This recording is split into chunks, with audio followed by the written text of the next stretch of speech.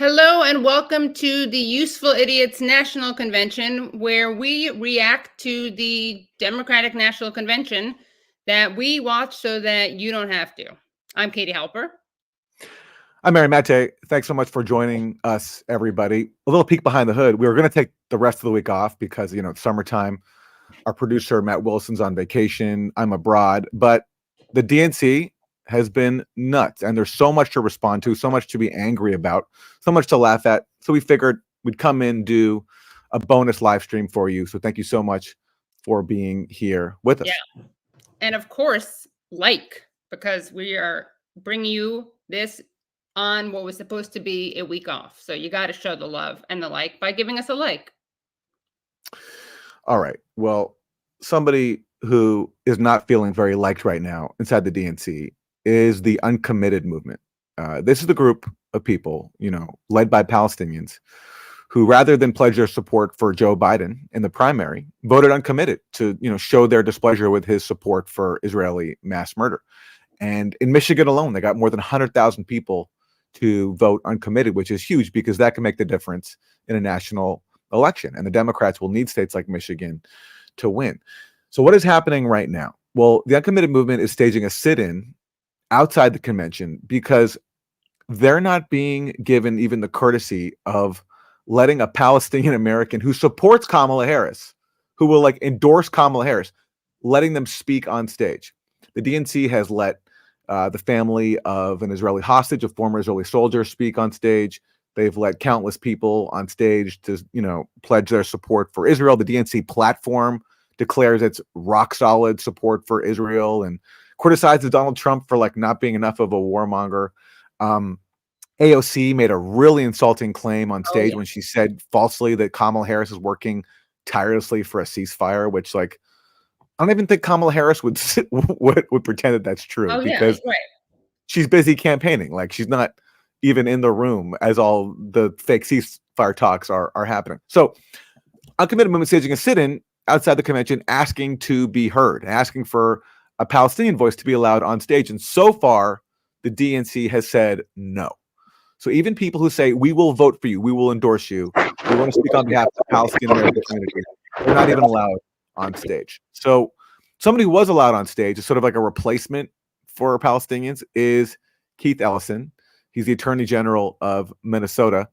And he tried to convince people that, okay, yes, even though you're not being allowed on stage, even though we're not calling for a ceasefire, Kamala Harris and Tim Walz, they're listening to you. Right. Also, it's important to know that he's Muslim American. So I think that was an attempt to bridge, not Palestinian, not Arab, but Muslim. And Tim, they fight for Kamala and Tim, they fight for the people. And they also listen. And when they say we need a ceasefire and an end to the loss of innocent lives in Gaza and to bring hostages home, they're listening, friends. They agree with us. There are people watching tonight and maybe even here tonight who aren't sure yet about Kamala Harris and Tim Walz. If you want to know where they stand on some of the most urgent issues facing our country and the world, let me assure you, Kamala and Tim hear you. They listen, they care, and everyone is included in their circle of compassion. They believe that everybody counts and everybody matters. Let's put a stop to the scam of Donald Trump once and for all. And let's put Kamala Harris and Tim Walz in the White House. Let's go win. Okay, so everyone's included, Keith Ellison says, but not Palestinians who can't even get one speaking slot on stage. And then he says, if you want to know where they stand on the most important issues, then trust me, they hear you. Well, the whole point of your comment is to say you want to know where they stand. So rather than saying that they're listening to people, I'd like to actually listen to hear what their stance is, because they haven't said it. They haven't supported a ceasefire. So Keith Ellison is assuring us that Kamala Harris and Tim Walz hear the protesters. They agree with them, he says. But I mean, it'd be nice if that were true. But the problem is there's no evidence for it, and it's hard to take it seriously when they won't even let a Palestinian American who endorses them on stage. Right. But they did let them have a special panel. Yes, the uncommitted movement was given a panel. That's true. Which is, I mean, I almost think that's honestly almost more insulting. It's like, we're not going to let you on the main stage. You're not going to be Showtime, but we'll give you a little room where you can talk about stuff. Yeah, I mean, I to be honest with you, I don't know what to think of this. I think there's room for all different lanes, right? Like, in fact, we'll show a tweet that made this point. It is from, well, I'll find that tweet in a second. But it's from an activist, a pro-Palestinian activist, who basically says that, we're all on the same team, but people on the team play different positions, which includes some people on the inside. And I'm people not who want to play. To be clear, I'm not judging the people who participated in it. I think you should take every opportunity to expose what's happening in Palestine. I mean, there was a doctor on the panel who's an amazing person, but I'm criticizing the DNC for thinking that's sufficient. I'm not saying absolutely about it. Yeah, absolutely, yes. Okay, well, let's hear from somebody from the uncommitted movement. He was speaking outside the United Center, and he called somebody from the Democratic Party, like an insider, who was trying to basically broker a deal that would like end the sit-in, and they had this exchange within the system, and I was asking a very reasonable ask not to be suppressed. I was asking a very reasonable ask on behalf of our Palestinian siblings not to be suppressed, and the vice president's decision to suppress us is unacceptable. And so I've run out of options from my position as a delegate, and so I'm leaning into my power as a regular everyday person, and I'm sitting here and I'm not going anywhere, Roger. I'm not going anywhere. You all need to change your mind. I hope you change your mind. Call me if you change your mind. Yeah, call me if you change your mind, Roger. Thank you. I know. Thank you. Thank you. Please pass it along. Tell the vice president that I'm sitting outside. I'm not going anywhere. I hope she changes her mind. The Palestinian children need to be heard. Thank you. Thank you. Okay, I'm going to be sitting down right here. So there it is, basically, and apparently they were offered a private meeting with some Kamala Harris people, and they said no to that, And listen, there's a debate right now, at least on Twitter. I don't know how important that is, but it's on Twitter. And basically some people are saying, the uncommitted people shouldn't even be asking for a slot on stage, because how can you want to speak on stage at the convention of the party that's facilitating the genocide? And, that's definitely an argument. Like, it's hard to argue with that. But on the other hand, this uncommitted action is exposing the Democratic Party for who they are, and that they can't even allow on stage a Palestinian American voice who supports them, right? Who wants to work within the party.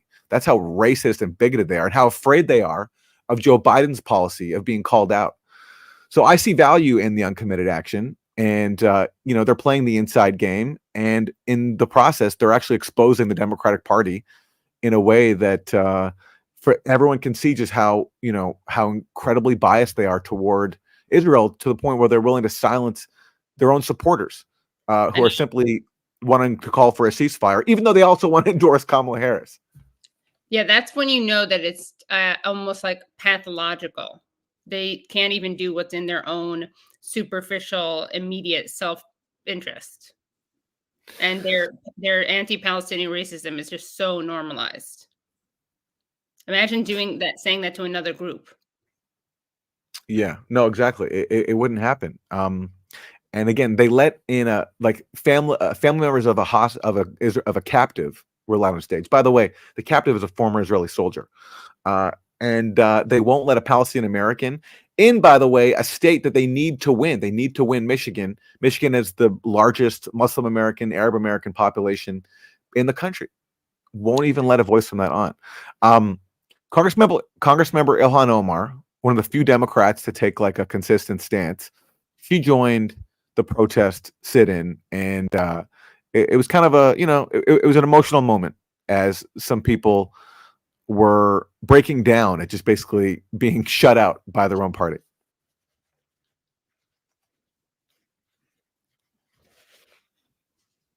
the voices of Palestine was, will the meeting be to this? All right, well, we'll get that clip. It's again Ilhan Omar coming over to meet with the protesters, and we're going to play more of Ilhan Omar shortly because she apparently, it looks like she called out AOC for lying on the stage that Kamala Harris was working tirelessly for a ceasefire. So here's Ilhan Omar meeting with the protesters.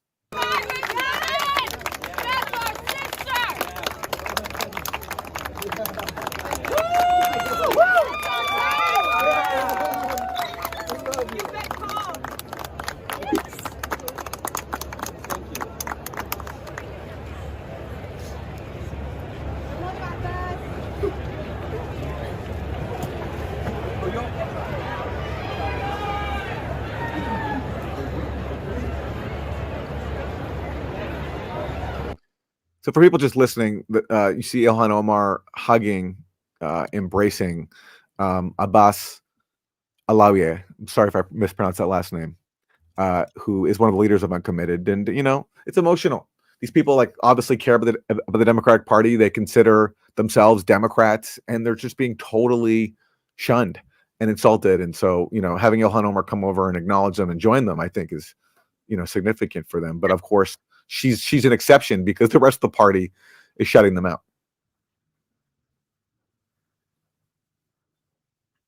Yeah. Yeah. Okay. So let's turn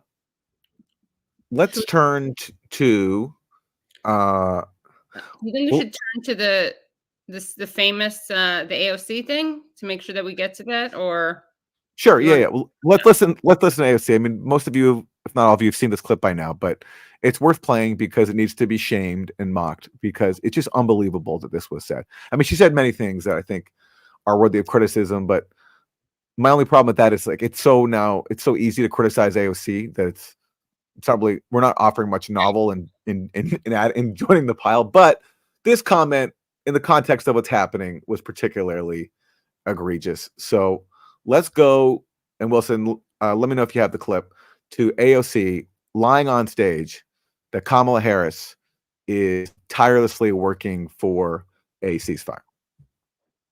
She is working tirelessly to secure a ceasefire in Gaza and bringing hostages home.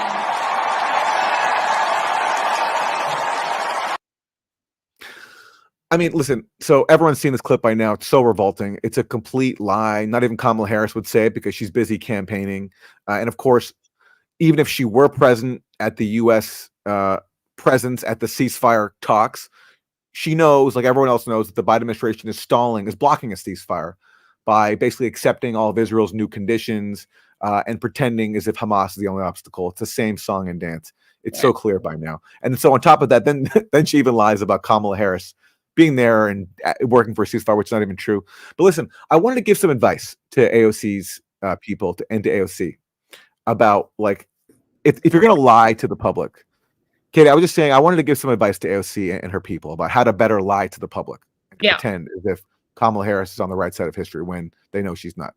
If AOC and her people want to make that choice to completely sell out Palestinians, to insult them by claiming that this administration is working for a ceasefire when they're blocking one, okay, that's their choice. Obviously, she has higher priorities than stopping mass murder and opposing it and being minimally honest about it.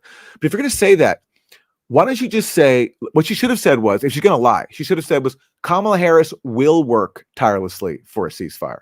Right. Because that's not technically, it's not provably false because it's in the future. Right. It could happen. Right.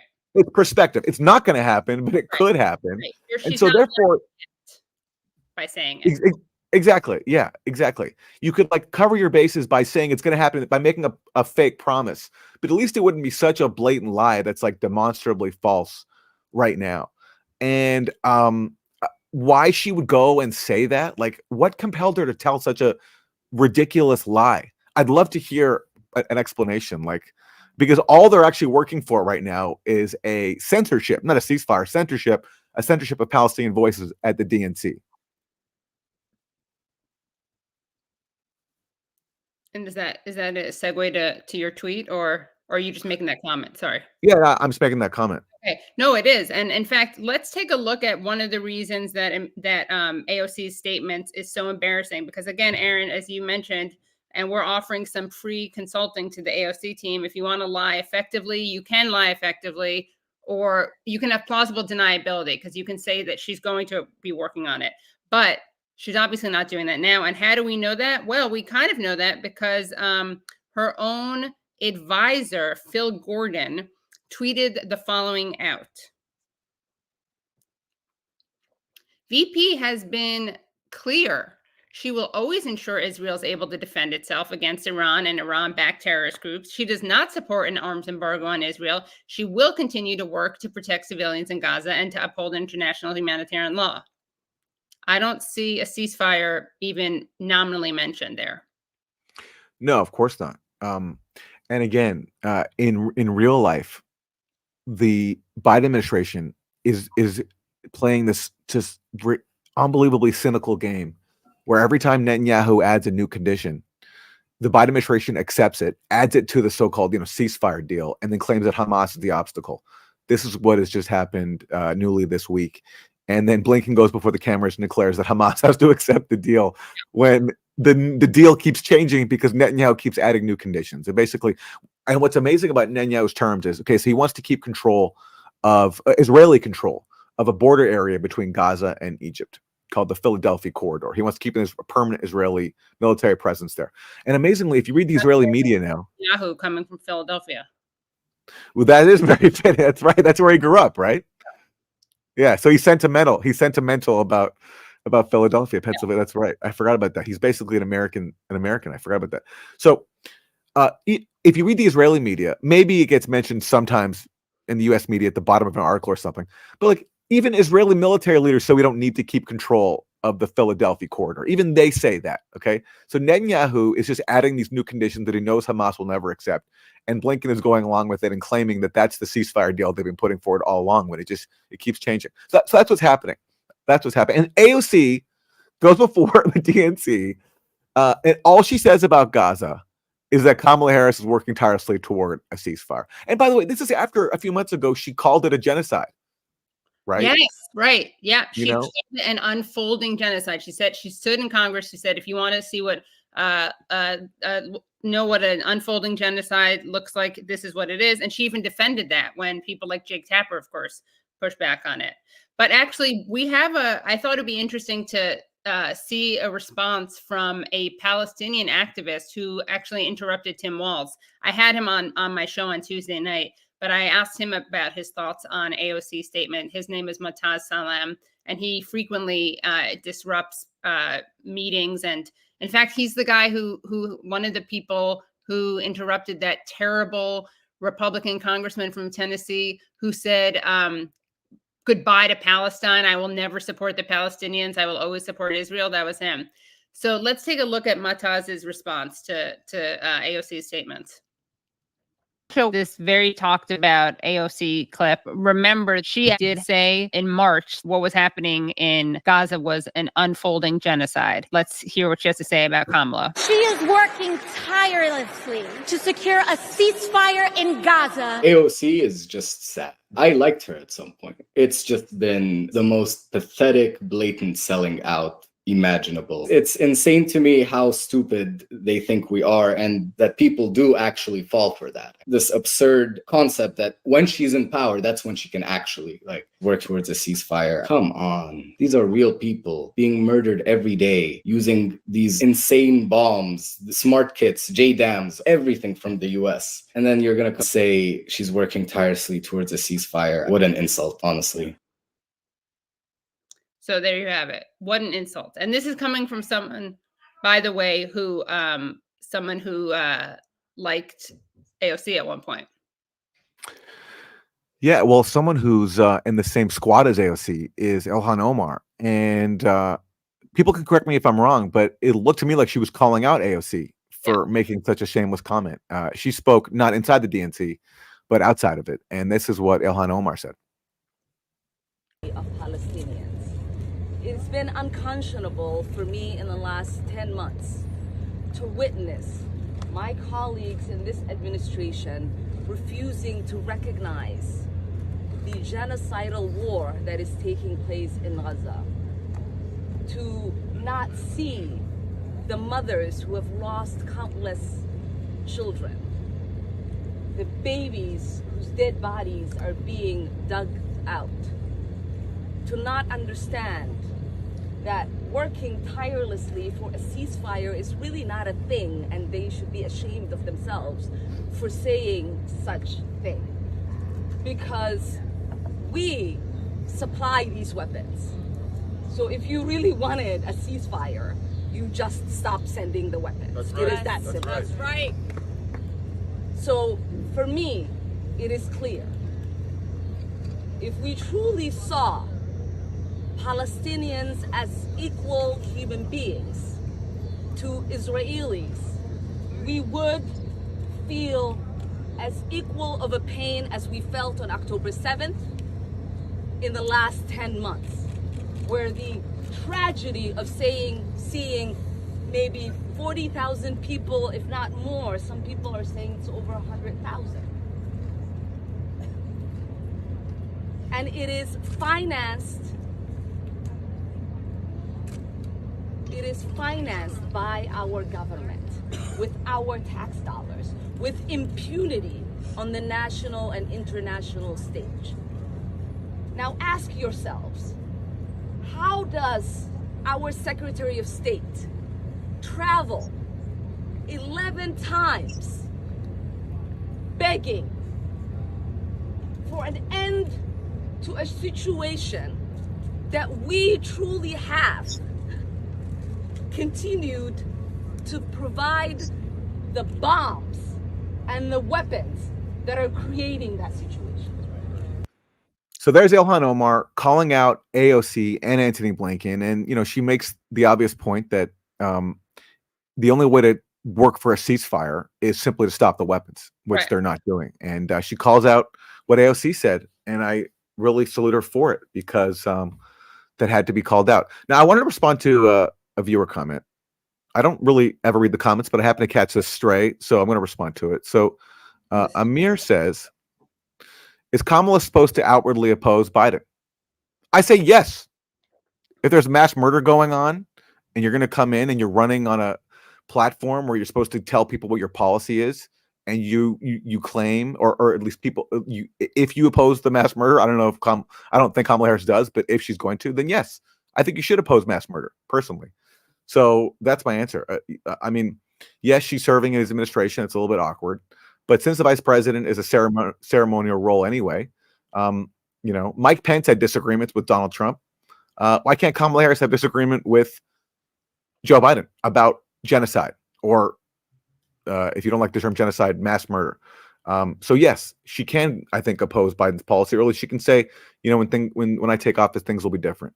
Well, what she really could do I would say more realistically, is tell Biden, I need to win this election. I need to do the right thing. Not that she cares about that, but I need to win the election by getting young people and progressives, Arab Americans, Muslim Americans on board. And so we're going to have to start changing that now.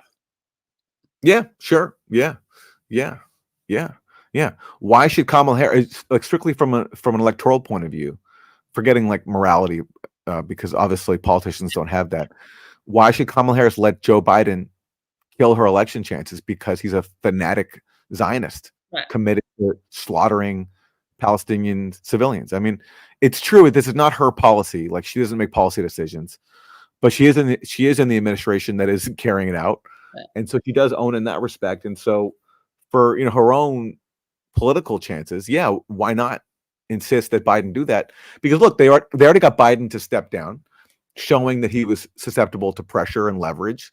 So why not do it when it comes to stopping mass murder, or at least try?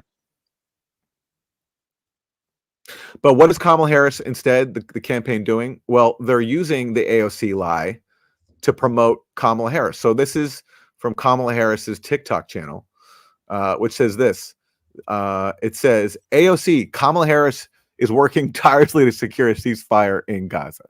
So while everybody pretty much knows that AOC was lying, the Kamala Harris team thought it was a good idea to highlight her fake claim on their TikTok channel, which, by the way, I thought the Kamala Harris Biden administration wanted to ban. So, you know, Right.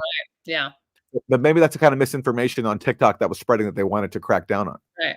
Yeah. You It Yeah. is misinformation. I mean, that's a good example of it. All right. Well, listen, he is still the president, even though everybody wants to forget about him. He was given a speaking slot at the DNC, even though really the DNC is a giant celebration that he's not running. Right. But Joe Biden had a lot to say, including about Gaza. By the way, apparently his speaking slot started like way late. Yeah, I He was know. like, yeah, he came on at like midnight or something like that.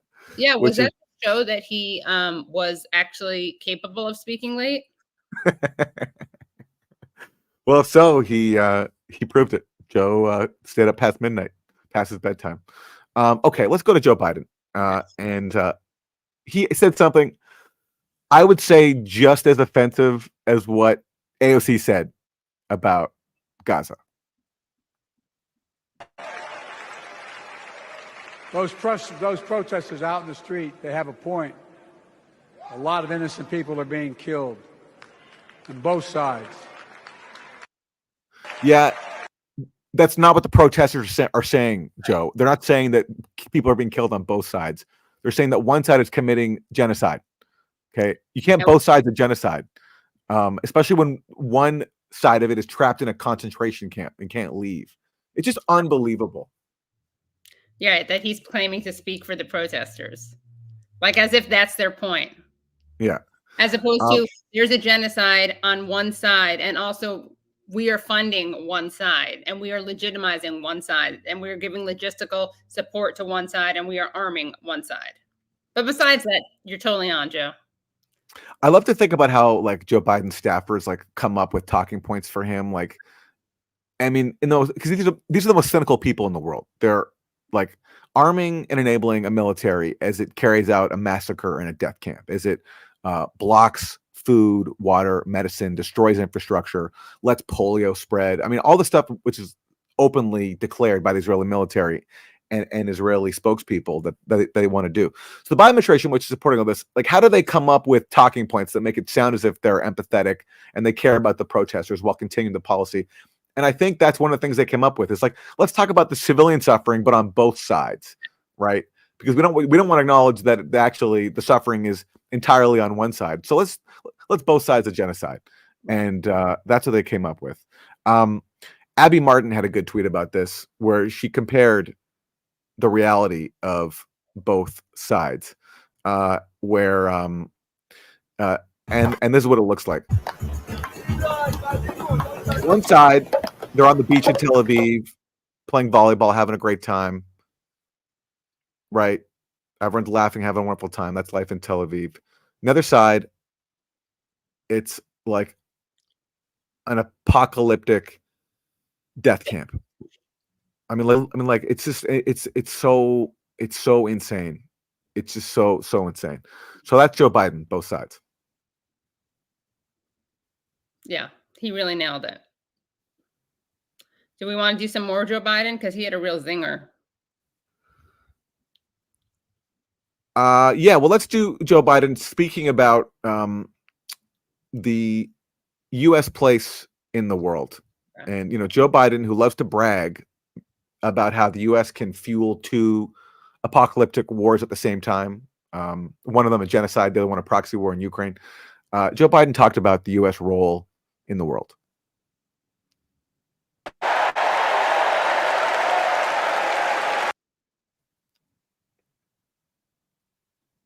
He's the loser. He's dead wrong.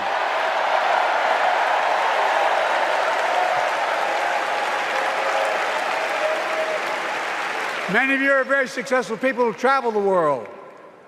Name me a country in the world that doesn't think we're the leading nation in the world.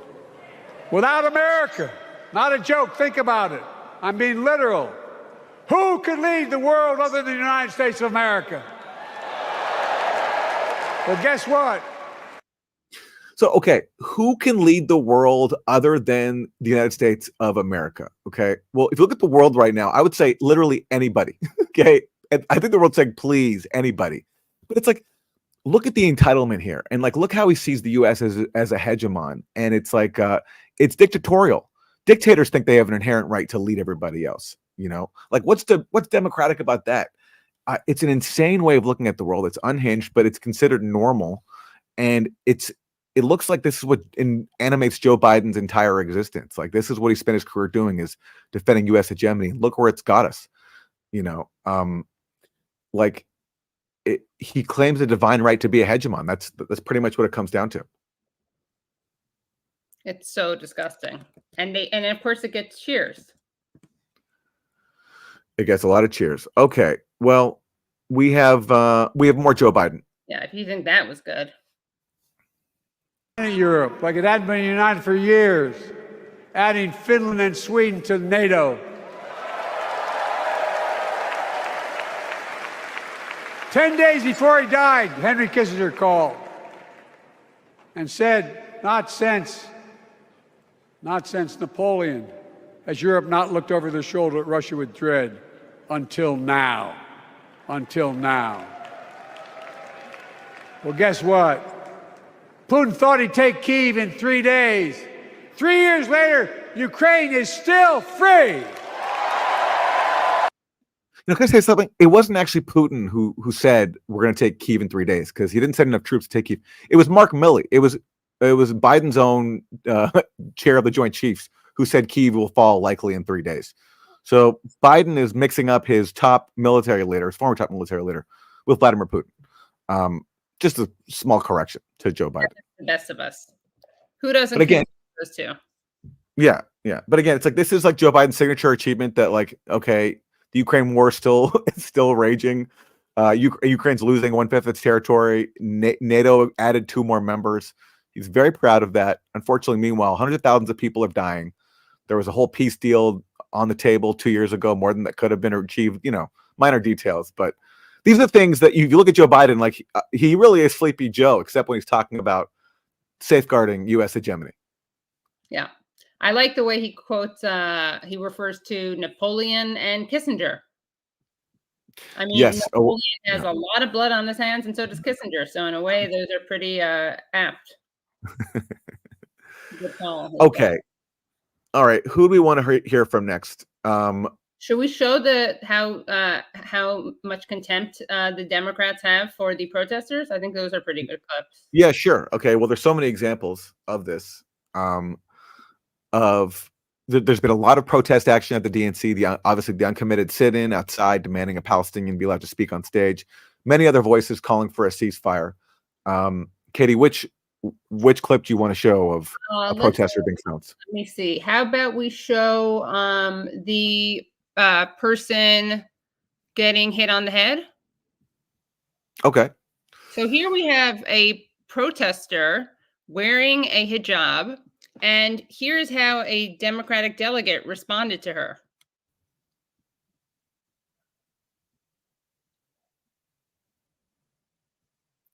And preview, it's not very polite. Yeah.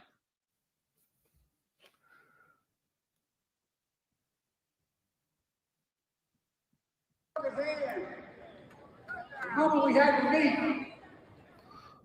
was, I told you then, winter of peril and possibility. So if you just rewind it from the beginning, you're going to see it. He's hitting her on the head with a Harris. The moment we had to meet was, I told you then. Now, can you imagine for 1 second if I pointed this out the other day, but if someone with a yarmulke on was hit over the head with a sign, how much we would hear about anti-Semitism and Jewish safety? Yeah. There's also, I mean, we don't have to go through all the clips, but there's also the one where outside the convention, people are listing off the names of dead Palestinian children, and literally DNC delegates are covering their ears. Yeah. Yeah. But listen, we've had some we've had some depressing content so far. So let's hear a cleanser. There was such a warm reaction in the media to Michelle Obama's speech. I didn't see it, so I don't know what she said, but I did see just how basically people were like, it was almost like a spiritual, well, actually, let's hear, it literally was a spiritual experience for Van Jones of CNN. And this was his reaction to hearing Michelle Obama and other DNC speakers. Goldilocks, they're not perfect. This was a masterful act of leadership. It was a sacred task. They took it on well. It was like an oasis. I didn't realize I had been in a spiritual desert until they created that oasis on that stage, and they did a beautiful job tonight. David? Who knew? Thirsty. He was so thirsty. He was so thirsty, and he found salvation in the spiritual oasis of the DNC stage. The DNC should get into wellness, like do retreats for people and things like that. Right. And of course, Van Jones, we should point out, never forget that Van Jones is someone who compared wearing a keffiyeh to showing up in Harlem with a Confederate flag. So he is very, very nuanced and reliable analysis on this issue. Yes. Rachel Maddow also had a really strong reaction to Michelle Obama's speech, which again I didn't see, so maybe I'm missing how life-changing this was. But Rachel Maddow basically said this was like a deep speech. And if you watch Rachel Maddow's response, it's like she's visibly moved by it. And maybe Rachel Maddow's life has even been changed as a result of listening to Michelle Obama on stage. Let's watch. Michelle Obama, that I have to say is one of the best convention speeches I've ever seen by anybody in any circumstance. Not just because she's good at giving a speech, but because it was subtle and deep and thought-provoking and surprising. She did make a parallel point that her husband made as well in his speech about how this is going to be a close election and how there are practical things that need to be done. But her speech, speaking from a place, both a practical and very heartfelt place about what it is to be a person in politics, what it is to be a person in politics when you feel like you've got the momentum, but also when it feels like the momentum's gone, and when there's despair around your prospects, and when you make mistakes, and what people need to do to shore you up in that moment.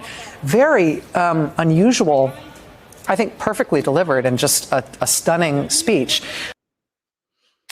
There you go, everybody. Stunning speech, yeah. Yeah. Forget self-help books, therapy. Just listen to the DNC speeches on loop. It's a spiritual oasis. It's deep.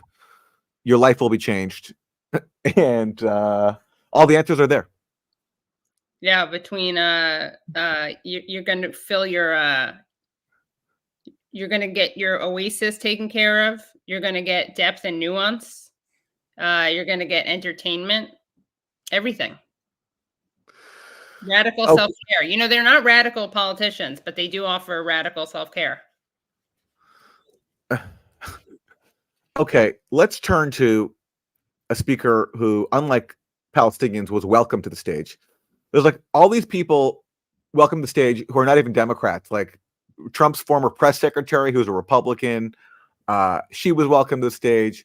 And then you have Ana Navarro, who, I don't know if she's still with The View, but she's had a stint hosting The View. Comes from a family basically of death squad members in Nicaragua. Her father was a member of the Contras, which is a U.S. armed death squad. And she was given a speaking slot on stage because Democrats really want to slam home the message that while Palestinians are not really welcome on stage, descendants of right-wing Central American death squads are. And so Ana Navarro had this to share about Donald Trump and Kamala Harris. Donald Trump and his minions call Kamala a communist. I know communism. I fled communism from Nicaragua when I was 8 years old. I don't take it lightly. And let me tell you what communist dictators do. All right, well, I want to know what they do.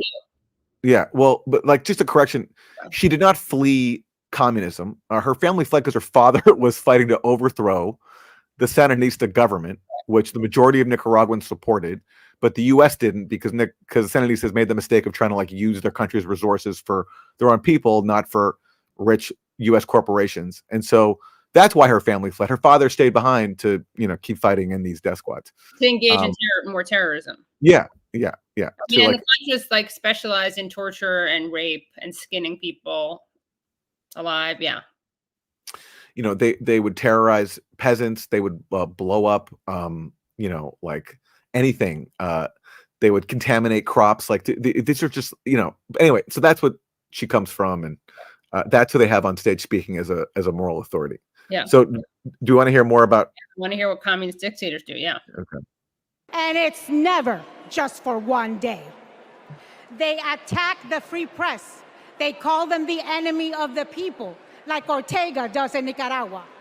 They put their unqualified relatives in cushy government jobs so they can get rich of their positions, like the Castros do in Cuba. And we would never do that in the United States. I mean, I think she's trying to suggest that Donald Trump is a communist. That's right. Yeah. I never put that together. Yeah. Yeah, I put that together. Yeah. Yeah.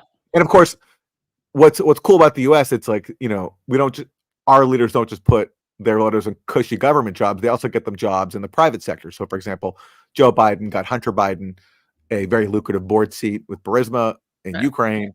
The Clintons, Chelsea Clinton was like working as a correspondent for NBC News for a while. All these people who really earned their way in the private sector, unlike the communists, unlike the commies. That's really funny. Okay. And of course, we would never put journalists in prison, Never, The whole Julian Assange thing did not happen. Nope. That was who did that. Yeah. Well, and then Biden. Yeah. All right. Well, we have limited time left, so much to choose from. Katie, any favorites do you want to make sure that we get to? I mean, I like seeing how the protesters are treated. I think that's worth it. I think we should show the one that you described, actually, of people walking out, because it's kind of stunning to see. And then I would also show the other one of protesters when their signs are covered up. Okay, so you want to see people covering up their ears so that they don't have to hear the names of dead Palestinian children? Okay. And the delegates cover up pro-Palestine sides. Okay. All right. Here they are.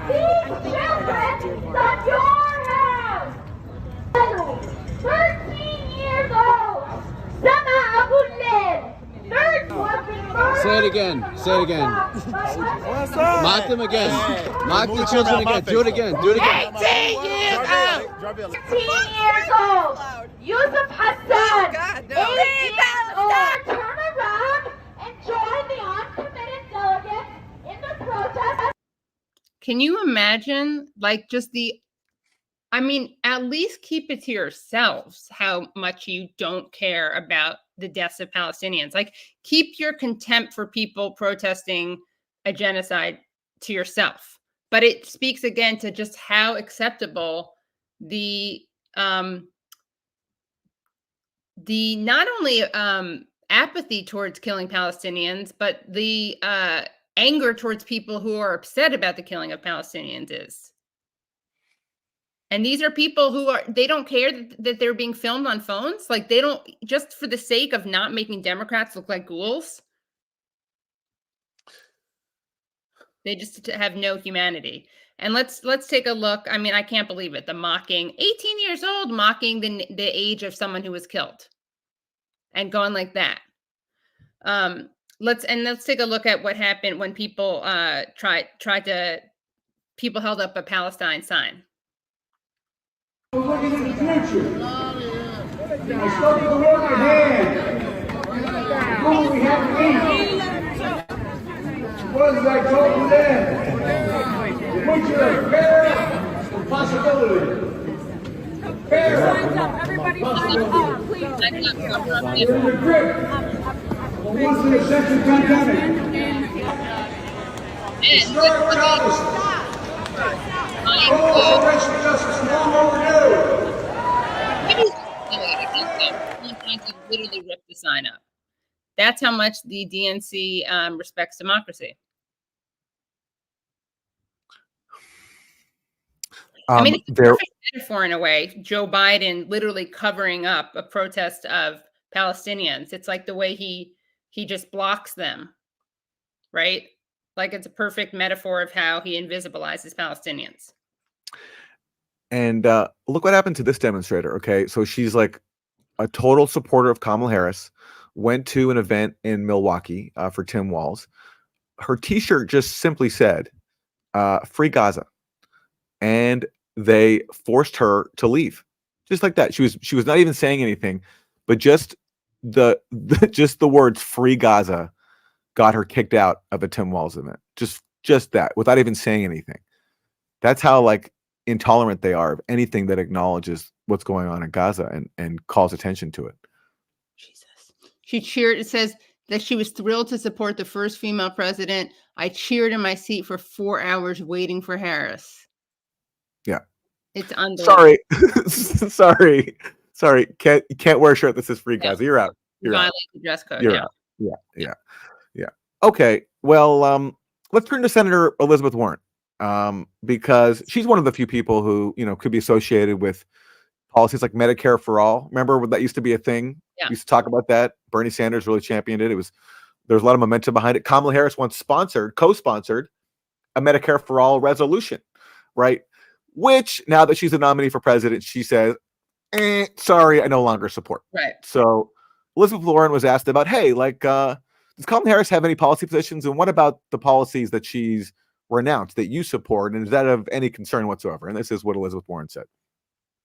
President Harris both ran in the 2019 Democratic primary for the 2020 election, I should say, in 2019. She has changed her position on Medicare for all, banning fracking, things that you were once in an agreement on. I wonder what you make of that. Are you okay with that, or is it just cold, hard political calculus of where the electorate is now? What do you make of that? I see it right now as we're dealing with the issues that are right in front of us. And the big issue right now for us is, first, that we need to protect access to Roe versus Wade, access to abortion across this country. Let's keep in mind 30% of all women in America now live in a state that effectively bans abortion. And if Donald Trump and J.D. Vance make it to the White House, it won't be 30%, it'll be 100%. The other thing that we are all tightly focused on, and that a President Harris is going to lead us on, is how to cut down costs for American families. She's put out some really strong plans, like those on price gouging. Donald Trump's got nothing. So I think these are the two big contrasts, and they tell us the most about who Kamala Harris is and what kind of a president she will be. I mean, listen, I don't want to dismiss what's true about what she says, which is that Trump does have nothing.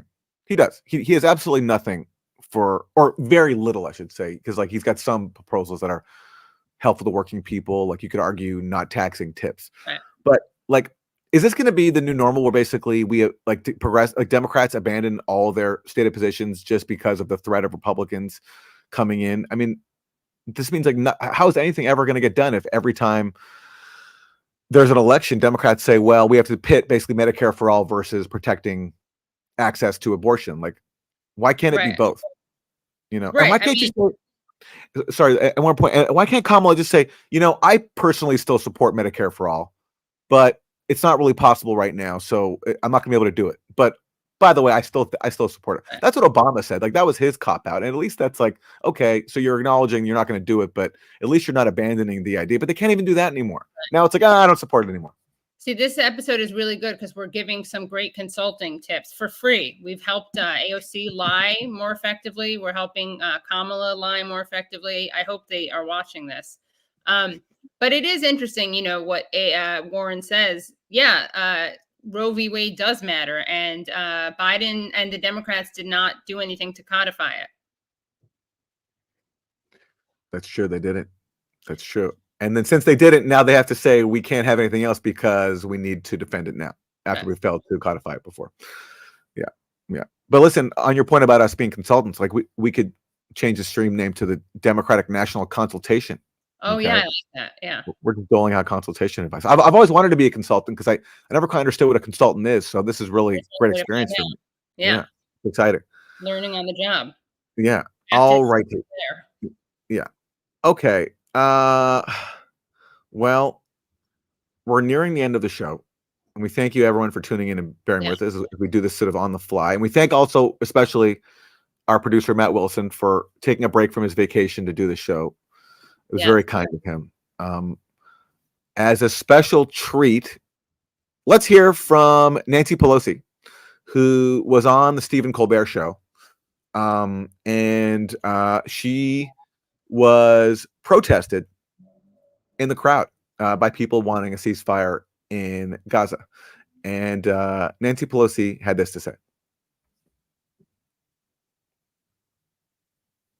We've had a commitment to Israel. It's been in our security interest to do so. Israel was attacked by a terrorist organization.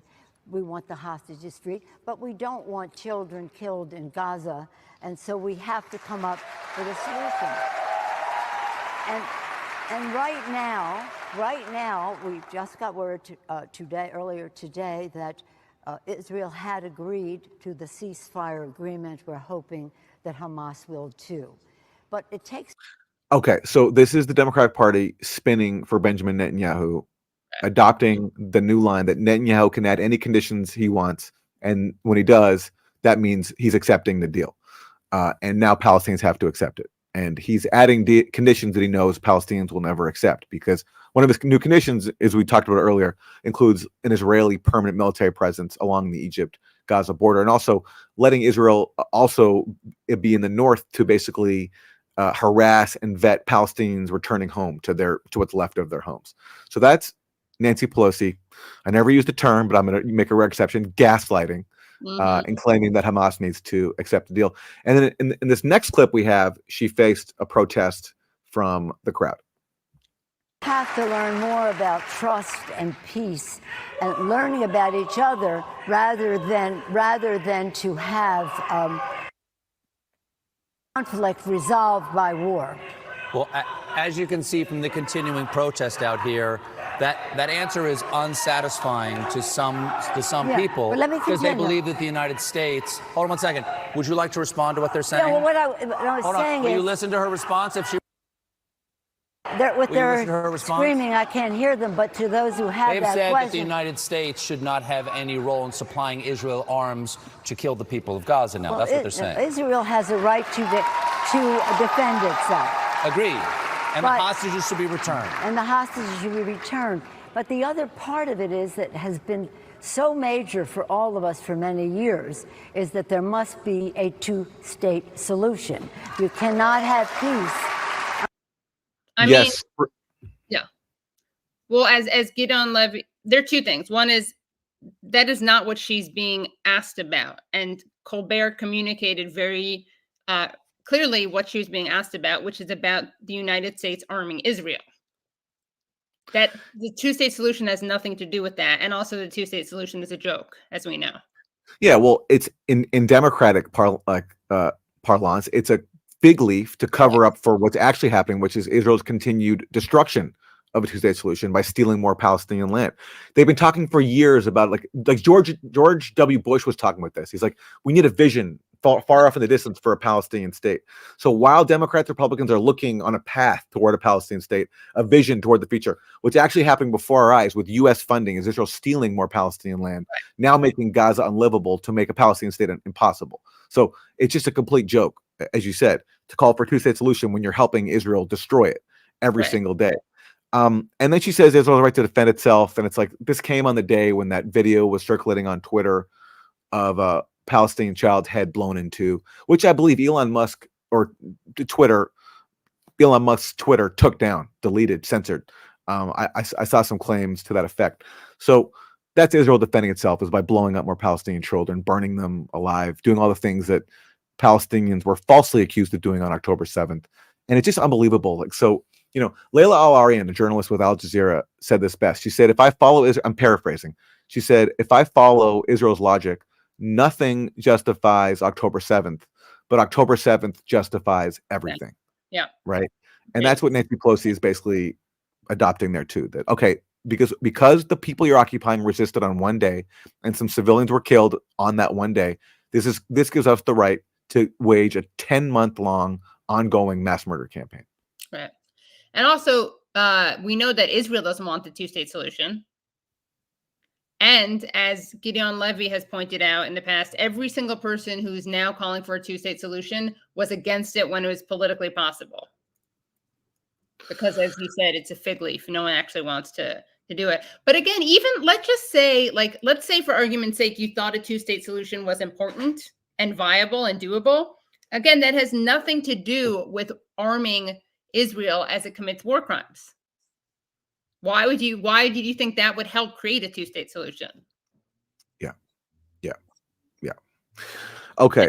Am I being like way too soft on Colbert to be kind of like, I don't want to say impressed, but surprised that he actually articulated what the protesters were saying as opposed to just helping talk over them? Yeah, true. He didn't mock them. That's true. Yeah. That's true. Yeah. The bar is very low. The bar is very low. Yeah, the bar is very low. Yeah. You know what's so sad is that he did such great stuff. I don't know if you remember this, but with the Mari Marva, is that the name of the Turkish ship that flotilla that tried to get to Gaza? I believe that's like almost exactly the name. It's okay, the Mari Marmara, the Mari. And he did amazing stuff on that, amazing coverage on that. And he had Michael Oren on, the ambassador, and he mocked him for not letting in, like salad or lettuce. He even said that Colbert actually said to him, because remember Helen Thomas, the journalist, got into trouble for saying that Israelis should go back to Poland, basically. Mm-hmm. And he said, yeah, I can't believe what Helen Thomas said. It's so terrible. It's so disgusting. If anything, Palestinians should go back to where they come from. Wow. It's hard to imagine that Stephen Colbert now. Yeah.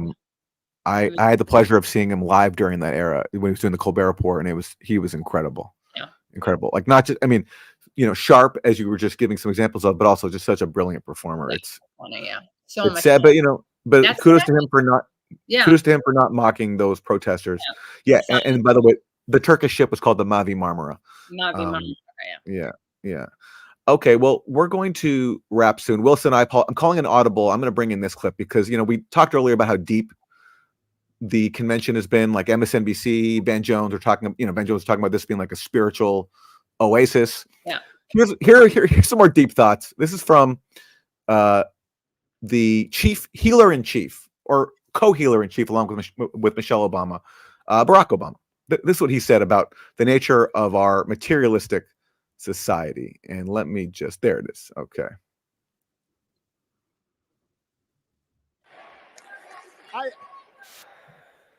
I know these ideas can feel pretty naive right now. We live in a time of such confusion and rancor, with a culture that puts a premium on things that don't last. Money, fame, status, likes. Okay. Have you paid attention to what Barack Obama's been doing since leaving office? Like, what was the first thing he did after leaving office? Well, as Trump was being inaugurated and the country was like, his supporters were in mourning, he was out jet skiing with Richard Branson, right? Like splashing around in the water. Yeah. Then he gets a Netflix deal for $70 million, buys a house, buys a mansion in Martha's Vineyard. The very, salt of the earth, Martha's Vineyard. Yeah. And now he's lecturing us about being materialistic and going for, vain, cheap likes and, things that don't matter in life. I mean, come on. But anyway, this is apparently what CNN and MSNBC found so deep and moving. Wow. Oh, man. Okay.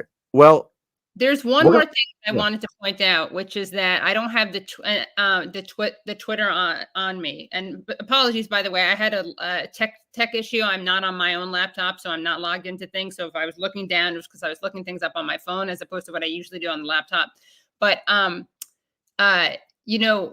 Grimm pointed this out, that the Democratic platform acknowledged, this is so great because obviously, as people know, and we've been talking about this on the show, Israeli soldiers raped an inmate, have raped inmates to such an extent that the Israeli police attempted to arrest them. And then when that happened, of course, the Israelis protested for the right to rape.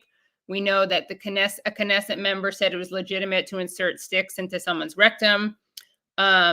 We know that they released video of taking a man, an inmate. This was literally released video on Israeli media. Soldiers taking a man behind some they obstructed the view, and then he had to be treated for internal injuries that were caused by anal penetration of objects. And so, the media here is totally ignoring that. The media, of course, was very open and vocal about the rapes that didn't happen, the mass rape that Hamas engaged in, that has been debunked. So, Aaron, I was so happy that the DNC platform acknowledged rape in the context of Israel-Palestine. And surely we're going to think, one might think that it's because there's this undeniable evidence of the Israeli military raping Palestinian inmates. No, they made mention of Hamas's rape on October 7th. That is the only mention of it. They made well, first of all, the allegations are of rape, but as we've covered on the show, there's no evidence for even a single act of rape on October 7th. But funnily enough, the platform doesn't say rape; it says sexual violence. Sexual violence, right? And Ali Abunimah pointed this out, that the claim has been rape, but all of a sudden they're going with sexual violence. And what Ali Abunimah said was that basically this could be a recognition on the Democrats' part that the rape claims are just so baseless that they can't use them anymore. So now they're pivoting to calling it sexual violence because the whole claim so far has been rape, Hamas rape. Right. But as because of the work.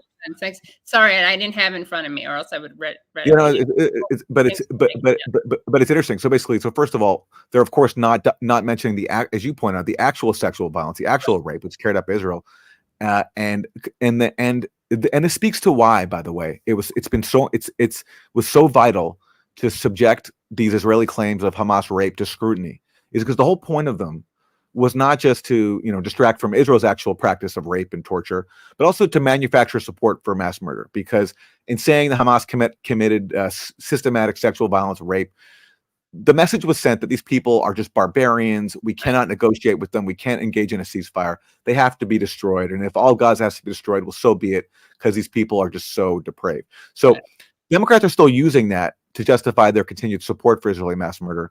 But the claim has been so debunked by for so long now, and we've covered that a lot on this show, how it's been debunked, that they can't even say rape anymore. So that was just notable to me that they went with that term sexual violence, not rape. Yeah, I actually, Wilson, I put it in. If you can just click, I put it in a private message, the link to the tweet. I just want to show something. Yeah, if you can just click on the actual image, you don't have to see the tweet, but the image. Yeah, exactly. So it's just fascinating. So what they say here is President Biden and Vice President Harris have unequivocally denounced Hamas's brutal attack on Israel on October 7th, condemned the gruesome violence, including conflict-related sexual violence demonstrated by Hamas, and made clear that the United States wants to see Hamas defeated. But it's so fascinating that they don't say anything about condemning, let's say, the war crimes, or what do they call it? Civilian deaths that Israel has participated in, has engaged in. Yeah, and then there's a different part of the platform where they basically criticize Trump for being, in their words, soft on Iran, for not being sufficiently bellicose against Iran, which is crazy because Trump is the one who killed the Iran nuclear deal, bragged about imposing starvation sanctions, and killed Qasem Soleimani, who, Katie, is very handsome. Very handsome. Very handsome. Yeah. So, okay. Well, we've come to the end of the show. But unless Katie, there's anything. Sorry, I just have to bring this up one more time. Isn't it just so incredible that the rape story, the evidence-free rape allegations that were made against Hamas continue to be parroted, and the actual rape that we know happened, according to not just the victims, but also according to B'Tselem, the Israeli human rights organization that released a report called Welcome to Hell, that the Israeli media acknowledges, it doesn't show up anywhere in our corporate media. It's No, of course not. these people could not care less about rape. Yeah, and never will. On all those people who, hosted panels like Hillary Clinton, Sheryl Sandberg, the documentary. I mean, they're all completely silent. Yeah. It's just every day we learn something new about like just the complete depravity of our society. It's what can you say? All right. Well, hey, let's end the show with a truth bomb from an unlikely source. It's amazing what happens when you don't have a CNN or MSNBC contract anymore. You can actually start saying things that are true. So Chris Cuomo, who used to be like, primetime CNN anchor, and then he was axed by CNN because of the controversy with he was helping out his brother, Andrew Cuomo, during his troubles as governor. Now Chris Cuomo is with a smaller network, News Nation. And listen to this truth bomb that Chris Cuomo unleashed from the convention floor. Theme here at the DNC is that they're going to go after corporate gouging, and they're going to go after corporations, whether it's in taxes, largesse, loopholes. The RNC, we heard the same thing. They're going after the elites, the two sets of rules. Let me reveal a reality to you that has to be spoken to here, okay? These are the soldiers. These are the men and the women that go back to their constituencies and their communities, and they fight. They take time from their jobs. They take time from their families. Republicans and Democrats alike, that's what they do. They need to charge these people up. They need to be able to get them on board. But there's another reality that is literally looking down on them. Greg, look at the ring of sweets, okay? This is not unique to Democrats. There is a game of money. When people talk about uniparty, we are strangled by the money reality in our politics. Those suites start at 500 grand. You think there's like a teacher group up in there? You think it's like the Cub Scouts of Columbia County, South Carolina, that's up in those boxes? Some of them are lobbies and good things. The media boxes, you think they're free? Why do you think I'm on the floor? News Nation is not a broke company. Nexstar is a massive organization. We are corporate media. We don't have one of those boxes because that's the game. You pay to play. I mean, I find this refreshing. I also think it's very clear that his anger and ire is coming from the fact that News Nation was not given one of those boxes. Definitely. If he was still with CNN, he would definitely be up on those boxes and be like talking about, this is amazing. This is great. This is democracy in action. But this is what happens when you lose your CNN contract. You're forced to be liberated. Yeah. And we're seeing a free man or a freer man right here. Yeah. It's getting radicalized.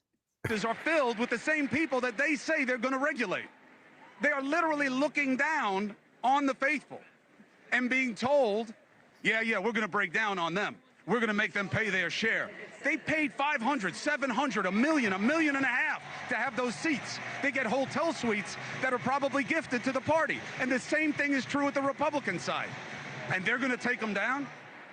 They're going to change how it is. They are looking down from on high at the people who make the difference in their communities. And that is the reality of politics. And I had my producer walk around and show you those suites. Now, they're not all the same. They're not all the same. But the reality is, in 2000, they spent $300 million on presidential campaigns. 24 years later, you know what they're expected to spend? $10 billion. Do you know how much money Harris has raised in the last couple of weeks? Hundreds of millions. And that's success. A lot of it's small donor, a lot of it isn't. The most dangerous money in politics is now legal money because of Citizens United. You've got to know this. The idea that they can fight against it is almost laughable. It's almost laughable. So look and listen when you are told these things. Because I don't care what they promise you. Not here tonight, not at the RNC, not that Trump knows them, not that they don't own them. He did one of the biggest fundraisers I've ever heard of in my life out where I live. Millions of dollars a plate. That's the reality of politics. Look, they even made a whole graphic with the different prices. And I think if he were, he might close and say, and if they want to let me back up in those boxes, I'll happily throw away my News Nation mic and get right back up there. But until then, I'm speaking truth. Right. If they want to put up about this, there's one way to do that. Hook your brother up. Yeah. Okay. I found the tweet I mentioned before, and I want to show it because it speaks to the debate happening right now about the uncommitted movement, what they're doing. There are some people who say, you shouldn't be asking the DNC for a slot on stage. They don't deserve Palestinians on stage, because they're the ones facilitating genocide. Very, very debatable. I'm not going to weigh in on who I think is right, but I just think it's an important issue to discuss. And this is what Iman Abdelhadi said. She said, successful movements have radical, progressive, and moderate flanks. We need people working inside the Democratic Party, and we need grassroots organizers, and we need protesters. Find your position and play it, but don't fight your teammates because they play a different position. Yeah. I think it's very persuasive, and especially when you see, I mean, listen, you know, I'm someone who's always on the outside and like even on like the fringes of the outside, but like Chris Cuomo, much like Chris Cuomo. Like Chris Cuomo, yeah.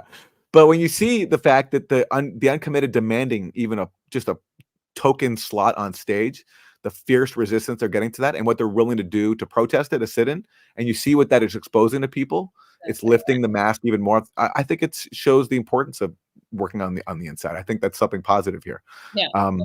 And people can have different views, and it's fine. But I just think it's an interesting issue for progressives to think about. Right. So Steve Woodward writes, Aaron, Katie, somehow I think you two will never get one of those tweets. Thank you. Well, that's what we're trying to do with our Substack. That's what your Substack support of us goes towards. Just kidding. Yes, it's all for a sweet. We're hoping. Yes. Yeah. Yes. Yes. And thank you, everyone, for your super chats. I want to read this one. It's very nice. Hugo, Perry, Katie, Aaron, thanks for the great work you both do. Thank you so much. And thank you, of course, to everyone else who did. We lost Katie for a second, but what she was doing is thanking everybody.